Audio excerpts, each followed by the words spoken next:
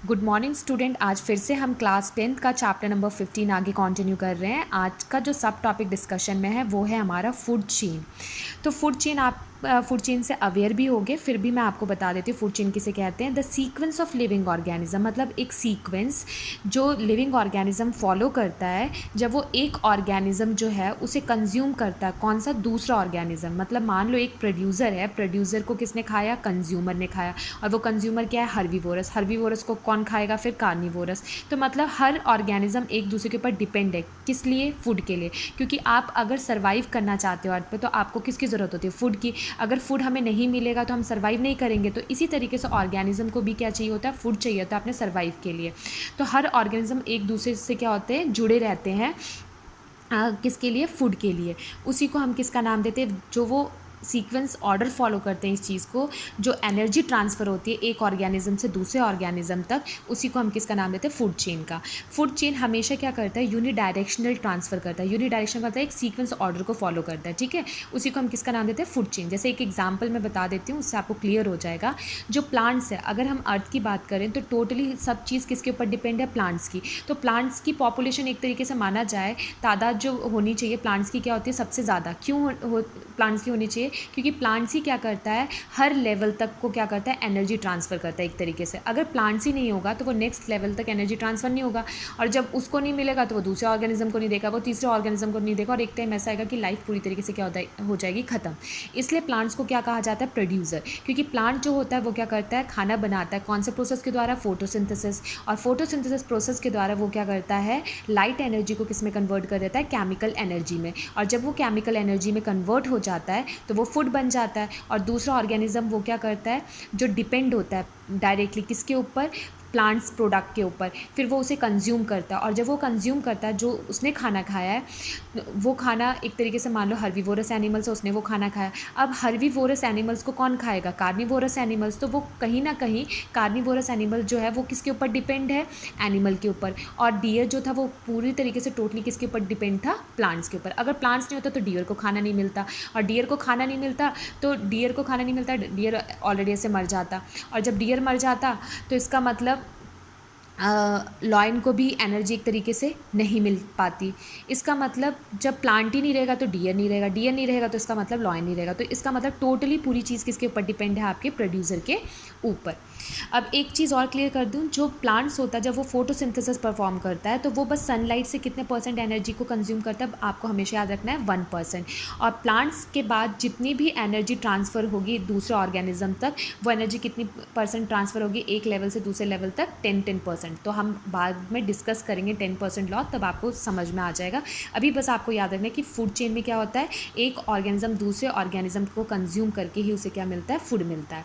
जैसे एग्जांपल ले लेते हैं, आप एक रो में बैठे हुए हो और आप लंच में कोई अच्छी चीज़ लेके आते हो और आप अपने फ्रेंड्स के साथ शेयर करना चाहते हो। तो शेयर इकट्ठे एक साथ नहीं, मतलब एक रो में पास करते हो। जैसे आप किसी का बर्थडे होता है तो आप एक रो से जाके क्या नाम है क्या करते हो? बांटते हो ना टॉफ़ी। तो इसी तरीके से आपने एक बच्चे को पैकेट दिया, उस पैकेट को फिर बोला कि ठीक है आप पास ऑन करते चले जाओ। पास ऑन करते करते करते करते क्या होगा? वो फूड जो भी एनर्जी है वो एक ऑर्गेनिज्म से दूसरे, फिर तीसरे स्टूडेंट, फिर चौथे स्टूडेंट, और एक टाइम ऐसा आएगा कि आपकी चॉकलेट ख़त्म हो जाएगी। तो जो लास्ट वाले स्टूडेंट उसे नहीं मिल पाएगी। तो इसका मतलब समझ में आ गया होगा कि किस तरीके से एनर्जी ट्रांसफ़र हो रही है एक जगह से दूसरे जगह।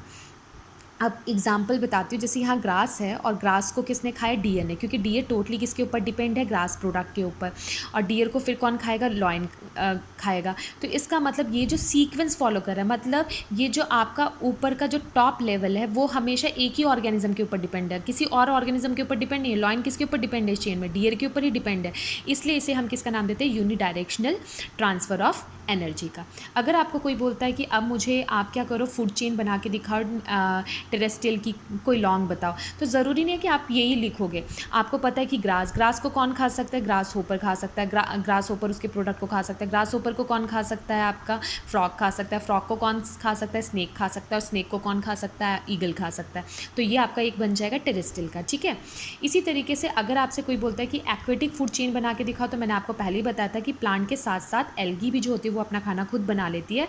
तो एल्गी जो है वो किसका काम करेगी, एक तरीके से प्रोड्यूसर का काम करेगी, और प्रोड्यूसर फिर प्रोटोजोन्स उसे क्या करेंगे, हर्बीवोरस का काम करेंगे। प्रोटोजोन्स में आपका अमीबा, पैरामीशियम ये सब इंक्लूड हो जाएगा। उसको फिर कौन खाएगा, स्मॉल फिश, और फिर उसके बाद बिग फिश।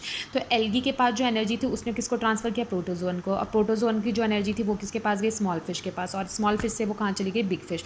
ये बिग फिश किसके ऊपर डिपेंड है, स्मॉल फिश के, स्मॉल फिश प्रोटोजोन्स का, मतलब ये एक ही ऑर्गेनिज्म के ऊपर डिपेंड हो रही है, इसलिए फूड चेन क्या है, ये यूनी डायरेक्शनल।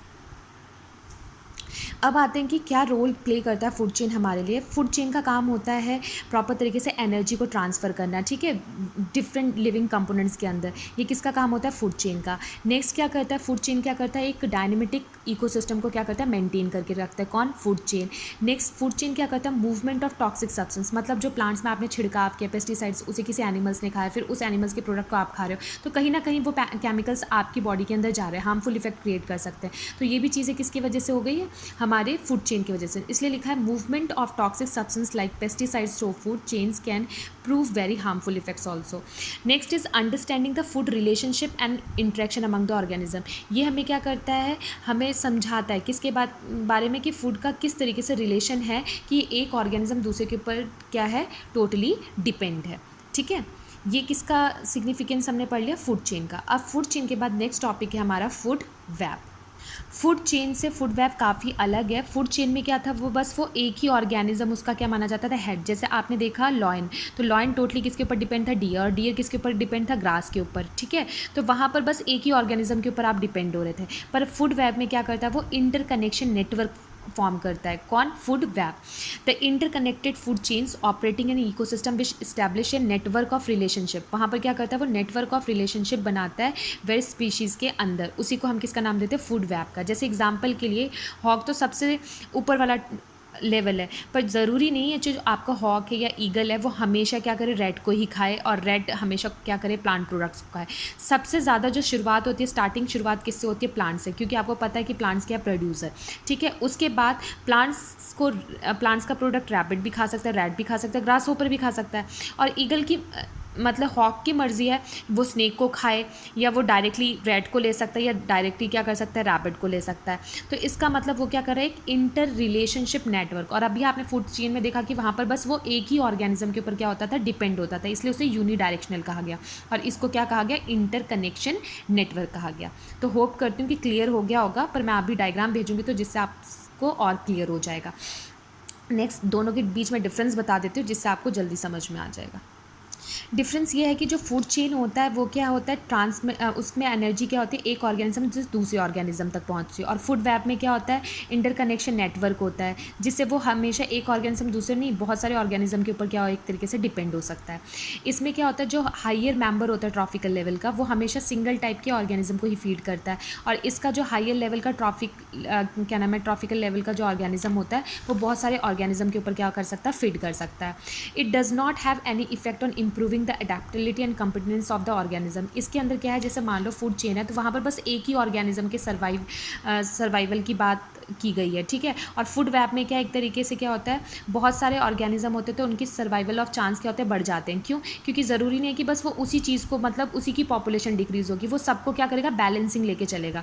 और यहाँ पर क्या बैलेंसिंग नहीं है, जैसे मान लो डियर है, डियर ने लॉयन ने डियर को खाया, तो वो टोटली किसके ऊपर डिपेंड है, डियर के ऊपर। अगर मान लो लॉयन को डियर अवेलेबल नहीं होगा, तो क्या उसे फूड मिल पाएगा, नहीं मिल पाएगा। और यहाँ पर क्या है, वो बहुत सारे इंटरकनेक्शन नेटवर्क को फॉलो करता है, जिसकी वजह से वहाँ पर क्या होती है, उसकी अडेप्टेबिलिटी और कॉम्पिटिटिवनेस ऑर्गेनिज्म का क्या होता है, फूड वेब में इंप्रूव होता है as compare to food chain के अंदर, ठीक है।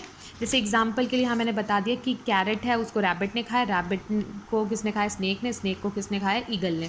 तो यहाँ पर जो आपका हाईएस्ट लेवल है वो क्या है, ईगल, और वो बस एक ही ऑर्गेनिज्म के ऊपर डिपेंड हो रहा है। और यहाँ पर जो ईगल है वो हाईएस्ट लेवल पे तो है, पर ज़रूरी नहीं है कि बस वो एक ही ऑर्गेनिज्म को कंज्यूम करके उसकी पॉपुलेशन को डिक्रीज़ करेगा। वो उसके पास बहुत सारे ऑप्शन है, इसलिए वो एक तरीके से इकोसिस्टम को भी क्या करेगा, मेंटेन करके रखेगा, ठीक है। तो होप करती हूँ अब आपको समझ में आ गया होगा। ये हमेशा याद रखना, यूनिडायरेक्शनल होता है, और ये यूनिडायरेक्शनल नहीं होता, ये इंटरकनेक्शन नेटवर्क होता है। तो ये इन दोनों के बीच का डिफरेंस। तो होप करती हूँ ये टॉपिक अच्छे से समझ में आ गया होगा। Thank you for watching this video.